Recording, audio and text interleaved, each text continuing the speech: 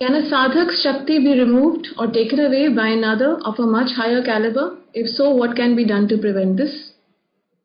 Yes, definitely it can be taken away. And there are examples of this we find. In fact, one of the best examples of this we find in the biography of Sri Ramakrishna Paramhansa, where we find that there was one Tantric who was a Kali Upasaka and very, very extremely powerful and high caliber Tantric. So he had come to meet Ramakrishna at the temple in Dakshineshwar, and he used to perform a homa on the palm of his right hand to Kali.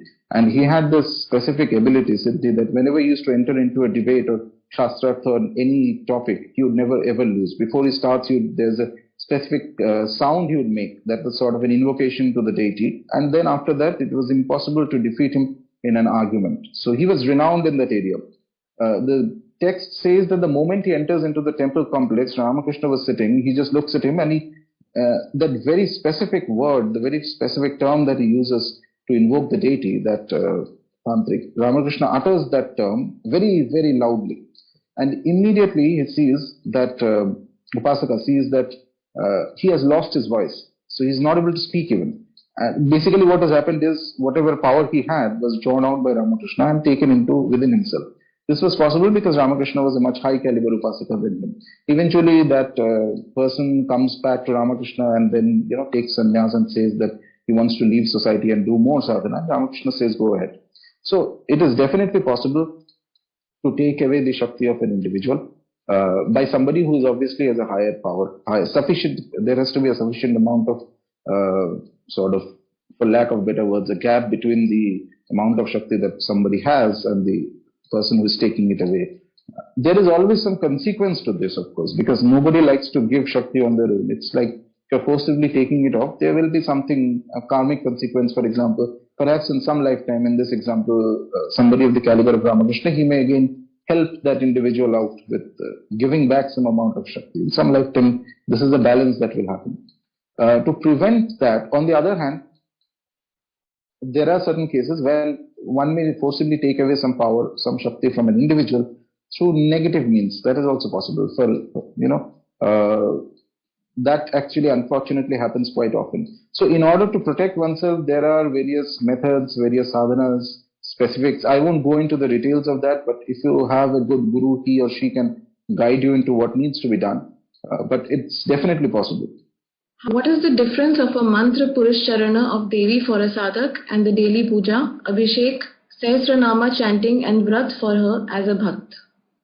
So this is a very good question, because understanding this explains to you why the Tantric path is slightly different from the other paths of Devi Upasana. So it is extremely possible to do Upasana of the goddess through Pauranika methods, through bhakti, through fasting, through vratas, which we see in North India being done quite extensively during the time of the Navaratras. That is one way. There is no harm in that. The Tantric method is more technically precise. So the aim is to be clear. You enter into the field of Tantric Upasana when you want, let's be clear, the word used is Siddhi, which basically means accomplishment. Complete perfection in the mantra when you want, complete perfection in the Upasana of the deity, so that eventually whenever you use that specific mantra, that specific sadhana you're doing, and sadhana means sadhana of the mantra, you're doing it's kind of a seva you're doing to the mantra, only then you have to follow the full method of Purushcharana, and not just once. You may have to do Purushcharana multiple times, because in Kali Yuga, the texts tell you, the tantras tell you that because of the vast amount of corruption, at least four number of times Purushcharana has to be done than what is mentioned in texts, which means suppose a mantra can be finished, the Purushcharana count is 1 lakh, then you'll have to do at least 4 lakhs in this age. And you may have to do it in different places, at home once, sometimes wherever your guru lives, in front of your guru, sometimes in a cow shed, sometimes in a hill, sometimes in different places. Each of the time you do the mantra is purifying yourself, removing certain karmas, certain blockages that you have in your mind, so that a time comes when you attain complete, what is known as mantra chaitanya, which is absolute, your consciousness becomes one with the mantra. And then whenever you use that mantra, under whatever circumstance, whichever place of the world, anywhere, immediately the potency inside the mantra, the Shakti encoded in the mantra will start working, and some of the other results will follow. This is the difference between if you worship with normal bhakti and vrata, where so there is no harm in that. Only thing is that it is not a guaranteed result. It's not a process where you are guaranteed to have a result. So it leaves things to the discretion of the deity, which is fine if that's your approach. The Tantric system is slightly different. It's more technical. It says that no, I will continue till the point where there is an absolute union with the deity. So that every time I invoke the deity, and invoking the deity means invoking the mantra of the deity, immediately the deity will come to you, either will show some signs or will interact with you in some way or the other, and consequently there will be some signs in the external world itself. So this is the primary difference between the Tantric way of approaching Shakti Upasana, whereas the normal, the standard way which we find, which is through, either through bhakti or through fastings, vratas, or some chanting of Shastranamas and things like that. Sir, can you please elaborate on amna systems of Shaktism and their Devis like Kubijka and Tripura, etc.? What is amna actually? As we were discussing last time also, so the basic idea is that all the mantras that are there present in the universe that have been given, and there are 7 crore mantras. Each one of them have come out from one of the faces of Lord Shiva. So Shiva has 5 different faces, 4 horizontal faces, east, west, north, south, and one on top, which is looks upward. So these faces, each of them, from each of them emanates a certain kind of vidya, a certain kind of knowledge, a certain mantra. Mantra means the deity, and along with the mantra, there is the process of upasana of that mantra, how you should approach the deity, etc., etc. So each of these are known as the amnas. From each of these, there is one set of tantras that have come out. So at the initial stages, perhaps when during the time when Kashmiri Shaivism was at its peak, then each of the amnas had, for example, in the southern face of Shiva, the Aghora face, there used to be the amna from which Bhairav Tantras came out, things like that, etc. So this system was also adopted in the pure Shakta systems that came in after about 10th, 11th century, where it's believed that there is Shiva and there are the 5 amnas through which there are 5 emanations of mantras that are coming out, and the 4 horizontal ones and the one on the top, which is known as the Urdhva Amna, the one on top. And beyond that also, there is one more amna. There are some sampradayas which give initiation to that. It's known as the Anuttara Amna. The Anuttara means that which cannot be surpassed. So that face of Shiva is not visible. It's like a face that is made of very subtle light.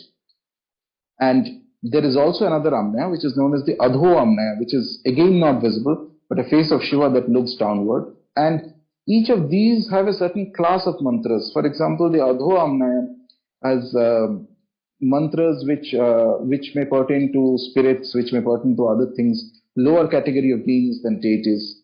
Whereas the Urdhamna mantras are of a different nature. So you go into Upasana of the Urdhamna mantras only when you have attained to a certain degree of detachment and certain progress in the sadhana.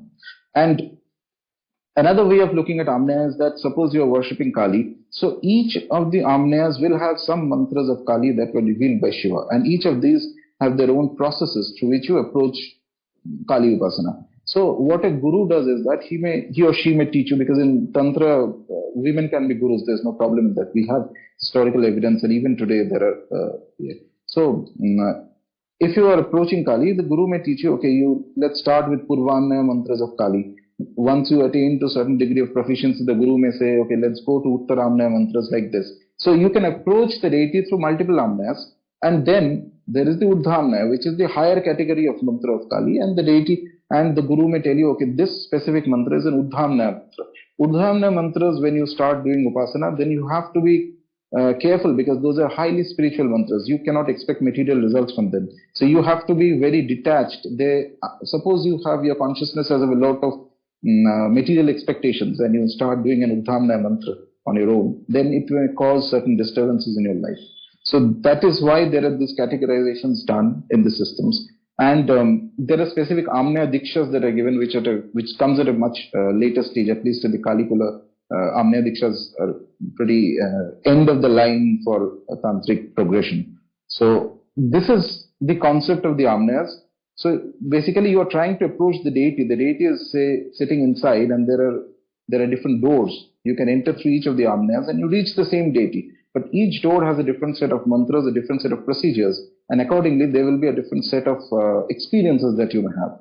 And then eventually there is the Urdhva Amna, which is the more spiritual phase. And beyond the Urdhva Amna, there is the Anuttara Amna, which is absolutely when the consciousness of the Upasaka has become non-dual with the deity, which means that he is as good as he has become Kali himself in his sadhana. Then you go into the Anuttara Amna systems and all that. So this is basically the idea of the Amnas. And the deities that he mentioned, Kubjika, Tripur Sundari, so these are primary deities of Amnas. While I gave the example of Kali, it can be for any deity. Whereas, say for Kubjika, for example, she is known as the supreme deity of the Paschimamnaya. So Paschimamnaya, there are a set of mantras, set of upasanas that are given by Shiva. And Sampradayas sometimes have slight differences in the way they understand the system, the corpus of mantras that are pertaining to each amna. So in the Paschimamnaya system, the chief deity is Kubjika. Along with that, there will be many auxiliary mantras, many auxiliary forms. So this is how the amna system works.